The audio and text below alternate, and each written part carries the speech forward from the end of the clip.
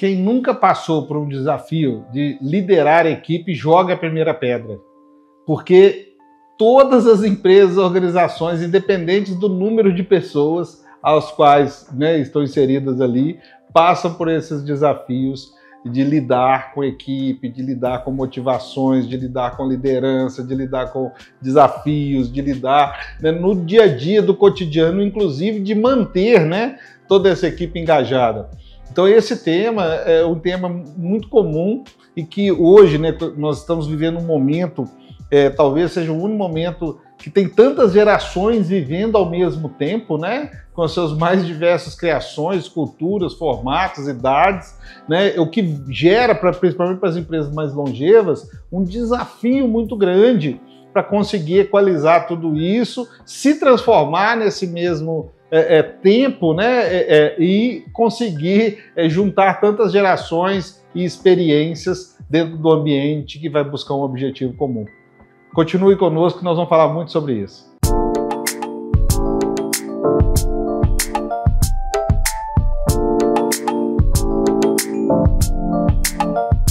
Os fatores mais comuns que levam as equipes a ter esses desafios, gente, primeira coisa, tá na questão, na minha visão, ética, né?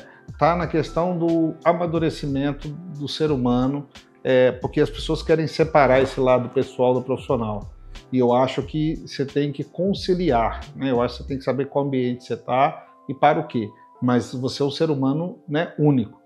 Então, por exemplo, eu vejo muito pessoas que têm uma base familiar forte, que teve ensinamentos dentro de casa, que teve respeito, lidar com o outro, saber que o outro, né, tem a hora de falar, saber que o outro tem situações, emoções que podem ser momentâneas.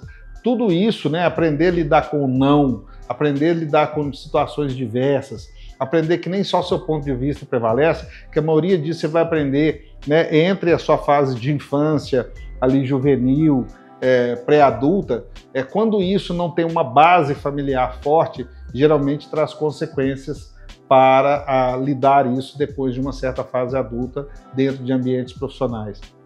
Outro ponto importante é o fato de, dentro das organizações, ter uma política clara do que é aquilo que a organização busca e acredita, de quais perfis ela quer, né, e de que formato esses perfis devem atuar ali dentro daquele ambiente. Assim como quando a gente vai num teatro, assim como quando a gente vai, né, num campo de futebol, você tem posturas diferentes em ambientes diferentes. Dentro da empresa, ela tem que ter isso, ela tem que ter um código de conduta, ela tem que ter um código de ética, ela tem que deixar isso muito claro para aliviar, mitigar os efeitos que já são naturais do ser humano. Né? Outro ponto que eu entendo ser muito importante é entender os perfis de orgulho, de ego e de vaidade. Né? Esse talvez seja para mim o maior desafio dentro do RH hoje, porque às vezes a gente tem pessoas do sentido qualitativo, tecnicamente muito bons, que geralmente, né, sabem o que estão fazendo, tem muita profundidade naquilo, mas do ambiente emocional são muito difíceis, muito frágeis, desde a geração mais nova até aqueles líderes, né, antigos, já do mundo mais tradicional, ambos vivem em extremos, né? E eu acho que as empresas precisam entender, porque isso causa bastante desafio em lidar com equipes internas. Bem, e aí quais passos o líder precisa para sanar, né, esses desafios, para curar essa dor? Primeiramente, ter uma política clara.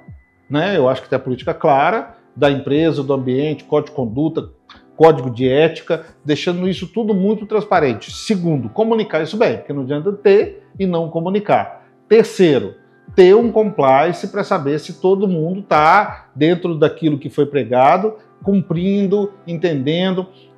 Eu sou muito a favor de ter um RH muito objetivo, um RH muito maduro, que não fica ali romantizando muito os problemas inerentes à parte pessoal, mas que provoque que dentro desse ambiente tem uma regra, tem um jogo e que precisa ser respeitado. E constantemente criar políticas de divulgações disso, porque, volto a insistir sempre, gente, processo, códigos ser escritos, ser formalizados, ótimo.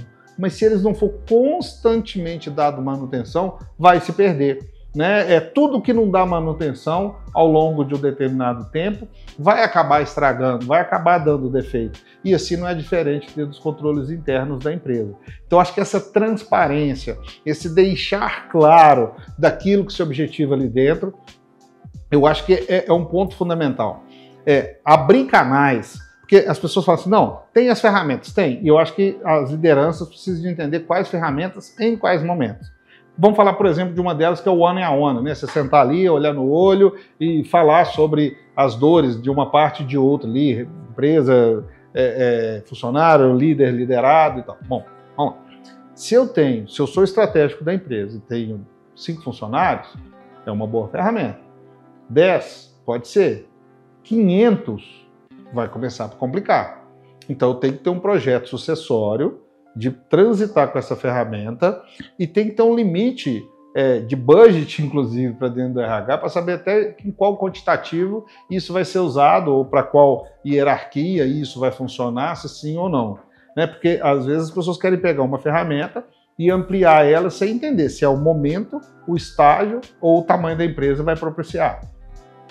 Se eu tenho uma ferramenta 360, eu preciso entender aquelas partes que ali estão, se principalmente quem está conduzindo todo o projeto é uma parte não interessada, é uma parte que não vai carregar ali o gasolina no fogo, que a gente chama, entre aspectos, primeiramente de relacionamento, né, de ter um relacionamento mais próximo com um time ou com outro time, e também de conhecimento ali profundo para dar um parecer sobre esse 360, para elencar como fazer uma apresentação dessa, como filtrar essas informações, como filtrar o momento das pessoas, né? Porque talvez aquele dia que eu for fazer determinada situação, vou falar alguma coisa, eu estou num dia muito abalado, saber filtrar isso, eu acho extremamente importante. Agora, para mim, o primordial é a empresa, ela precisa ter uma filosofia dela, aonde os pares dela, independente ali, se é C-level, independente ali, se é operacional, vai entender isso e vai compartilhar com isso, né? Para que isso tenha engajamento, para que isso possa ter, de fato, um legado ali daquele propósito que a empresa se determina. Então, é muito importante não só entender a parte de quem você está buscando, desses liderados, mas também a parte do momento da empresa e a capacidade dela de gerar essas informações de forma que se possa tomar decisões. O que a gente percebe de como esses desafios em equipe podem afetar a produtividade da empresa? Bem, aí de novo, né, a gente tem que segregar cada empresa dentro do seu momento. Bom, se eu tenho uma empresa pequena e dentro dessa empresa pequena 2 pares ali brigam, viram inimigos, provavelmente a produtividade dessa empresa vai a 0, né? Porque eu vou ter ali um ambiente pequeno que precisa de muita interatividade, ao qual os pares sequer conversam, não? Ou pode até boicotar o projeto como um todo em detrimento das afinidades, das suas visões pessoais, né? Ou do conflito que está vivendo naquele momento. Se eu estou numa empresa média, o grande desafio é como filtrar e entender. Eu estou naquela fase ainda que eu sei o nome da maioria das pessoas, mas já está entrando pessoas que eu não consigo mais identificar todas naquele mesmo formato que vinha. Eu às vezes tenho DP, mas não tenho um RH. Né? Eu estou em detrimento de um crescimento, de um growth que me exige muita energia estratégica, eu não consigo mais estar junto com os liderados ali, de forma que eu preciso fazer uma sucessão daquela presença, né, daquele vigor a que todo mundo tinha crença. Se eu estou num projeto sucessório, né, se é o patriarca, que, por exemplo, dentro do projeto vai ser os filhos, como é que eu crio autoridade, como é que a equipe vai enxergar essa transição. Então, esse preparo, né, essa visão, o que eu falo muito é o seguinte, às vezes não é o que fazer só, é quem for conduzir o que fazer. Né? Eu entendo que toda vez que a gente trata de relação humana, a gente precisa de pessoas mais profundas, pessoas que têm uma capacidade de absorver aquilo, filtrar e transmitir aquilo de uma forma que vai gerar valor para a tomada de decisão dentro das organizações. Porque se eu pego pessoas que também emocionalmente vão acabar contaminando, colocando gasolina no fogo ou não filtrando de forma correta, eu vou gerar dentro dessas organizações, ao invés de sanar os conflitos, eu vou gerar proposições de aumentar, né? De pôr aí literalmente uma combustão em tudo que já está acontecendo. Então, nesse momento dessas transições, eu entendo que o papel do founder, o papel do líder, o papel do gestor, ele é fundamental para que, primeiro, ele pratique aquilo que ele pregue, segundo, ele tem uma capacidade, inclusive na hora de fazer, falar, cara, já não consigo mais, vou preparar uma transição, assim como dentro dessa transição, filtrar perfis de pessoas que vão ser capazes de realmente gerar valores que possa não contaminar essa produtividade, que possa não gerar um caos dentro da empresa, né? E, de novo, né, reforçando mais uma vez o tema que nós já vamos batendo aqui bastante, que a empresa seja clara naquele objetivo que ela está se propondo, né? Porque se isso não ficar claro para todo mundo, a confusão de entendimentos ali, de cada um querer buscar um caminho, de cada um querer ter a sua verdade, fica bem complexo, né? Então, a gente sempre fala o seguinte, faz de forma que eu consiga determinar, formalizar, comunicar e manter.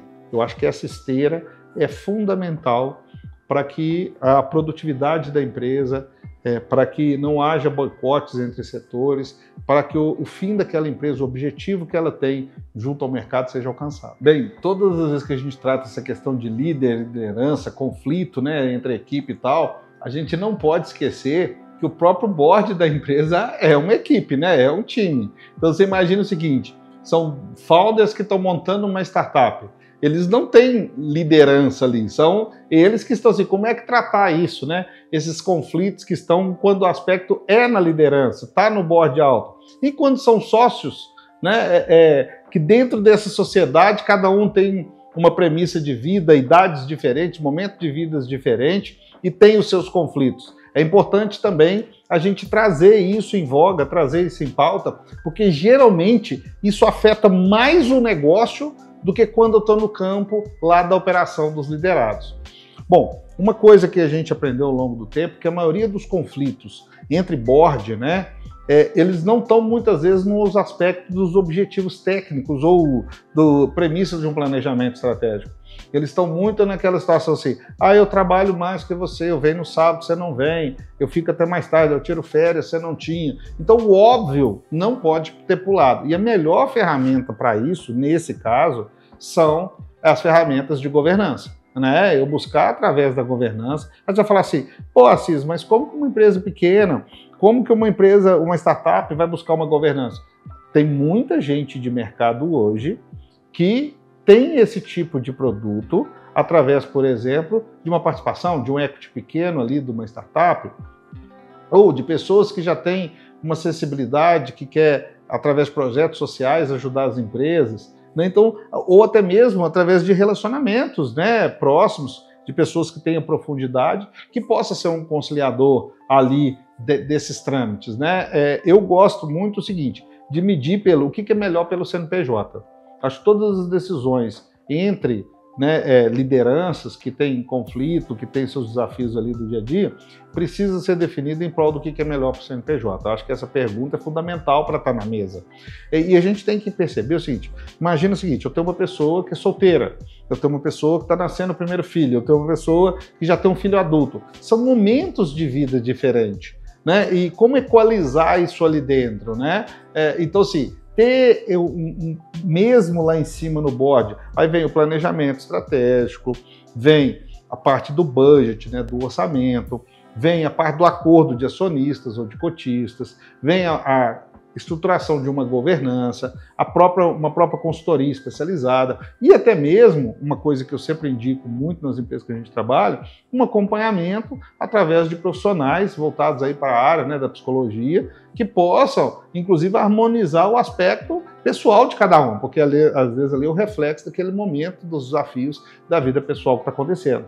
Então, um ponto importante, talvez seja o mais sensível de qualquer organização, é como também tratar, harmonizar, buscar objetivos comuns para essa parte quando os líderes estão em conflitos ali, seja sócios, seja investidores, seja founders, né? Então é um aspecto que não pode ser pulado e não deve, né, em momento nenhum, deixar de ser abordado dentro das empresas e buscando ferramentas e questões de que quem possa solucionar quando o ambiente está aqui, né, quando os tomadores de decisão estão em processos de conflito. Me conte aqui quais foram os principais conflitos que vocês tiveram, seja como líderes, seja como liderados, seja como sócios, dentro das suas organizações, para que a gente possa gravar um vídeo e responder objetivamente. Se você está chegando aqui agora, assina o nosso canal para que ele possa ser divulgado, né, para que outras pessoas possam ter acesso a esse conteúdo.